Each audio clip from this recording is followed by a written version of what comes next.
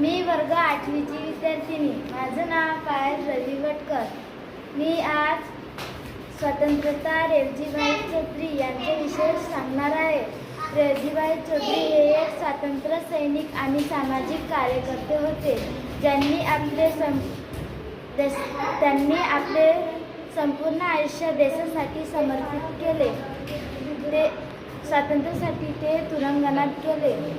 त्यांनी आदिवासीच्या विकासासाठी आणि कल्याणासाठी सतत प्रयत्न केले. त्यांनी जनजाती मुलांच्या निवास आणि शिक्षणासाठी सतत प्रयत्न केले. जनजाती दुष्कर्म आणि व्यसनाच्या निर्मूलनासाठी त्यांनी सतत काम केले. सामाजिक दुष्कर्म आणि व्यसनासाठी